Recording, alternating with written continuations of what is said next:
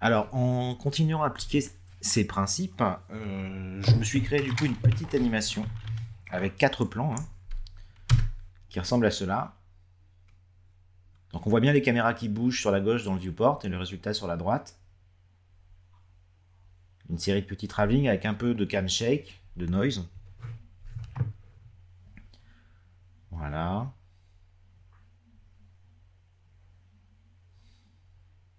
Ok. Et la caméra reste fixe sur la fin.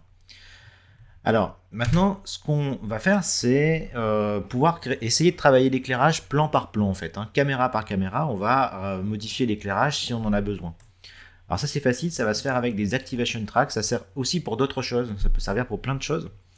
En fait, ce qui se passe, c'est que dans ma timeline, je vous l'ai déjà dit, j'ai mis tout ce qui concerne ma timeline, mes acteurs, mes caméras, et là, ça va être mon lighting qui va me servir. Dans ce parent, je vais créer encore un objet vide, et je vais appeler ça, par exemple, éclairage plan 4. Mettons que j'ai envie que sur le quatrième plan, sur la fin, il y a une lumière qui s'allume sur ma sphère ici. Alors je me crée un parent et dans ce parent, je vais aller rajouter une light. Mettons une spotlight. Donc là, je vais éclairer comme je veux. Voilà, je vais placer ma light ici. On va dire à 90 degrés, vraiment sur le dessus. Au-dessus ici, voilà. Je vais augmenter sa puissance, pouf. Je vais activer ses ombres. Voilà, je vais changer son code d'influence. Je vais augmenter encore la volumétrie, j'ai envie que ça se voit plus. Boum. Bam, voilà. Et ça peut être une lumière qui viendrait du plafond comme ça, qui s'allumerait. Pouf. Cool. Ça peut être pas mal ça. Au passage, sur une light comme ça, temps réel, précalculé aussi, on peut mettre ce qu'on appelle des light cookies, c'est-à-dire ici dans les...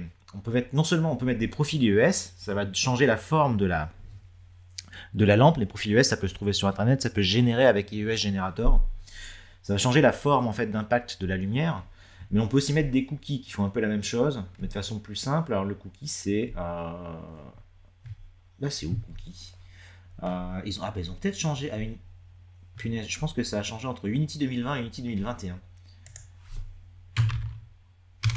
Ils ont peut-être remplacé... Maintenant le cookie est là, j'ai des bêtises. Vous voyez, il y a le profil ES là et il y a le cookie ici. Voilà, cookie. Donc par défaut, il doit y avoir au moins un cookie avec la scène. Ah non, ils n'en ont pas mis. Ah, bah, je voulais vous montrer ça, mais ils n'en ont pas mis. C'est juste une petite texture en fait. Une petite texture. Je vais essayer de vous montrer ça.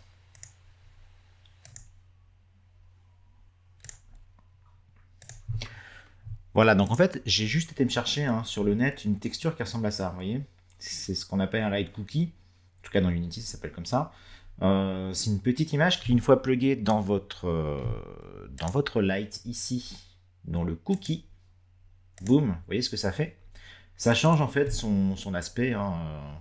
Ça simule un peu le réflecteur métallique qui serait à la base de l'ampoule.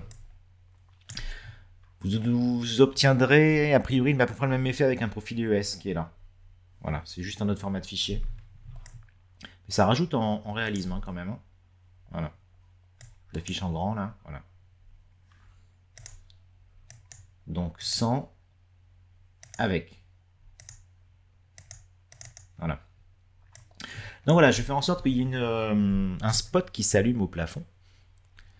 Alors c'est assez simple, sur ma timeline, ce que je vais faire, c'est que je vais faire glisser ce parent éclairage plan 4 et je vais créer un activation track. Donc là, ça veut dire que tant qu'il y a ce bloc sur la timeline, et ben, ce parent est affiché. Paf, vous voyez là, c'est affiché, et là, il se désactive. Éclairage plan 4, on voit bien, il est désactivé, affiché. Voilà. Vous voyez, c'est aussi simple que ça. Donc, ça ouvre la porte à plein de possibilités, parce que là, j'ai mis une lumière, mais ça peut être un objet.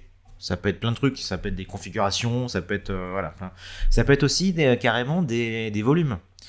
On pourrait très bien avoir un volume FX qui soit différent d'un plan à l'autre, pour changer complètement l'ambiance. C'est d'ailleurs ce qu'on va faire. Donc là, le plan 4, hop, je le mets ici. Et je voudrais que ma lumière s'allume quand la caméra se fige ici sur la fin. Tac, vous voyez? Donc là, j'ai bien le travelling. Et sur la fin, poum, ma caméra s'allume. Ma lumière s'allume. Je vais rechanger sa puissance un petit peu. Allez, une lumière très forte, voilà, 8000, 80 000. Voilà, super. Voilà, et donc rien n'empêche de travailler plan par plan. Si je veux, sur ce plan 2 spécifiquement, je peux avoir une lumière qui va venir éclairer ma sphère différemment. Voilà, c'est super simple. Il suffit de créer d'autres parents avec d'autres éclairages. Ok.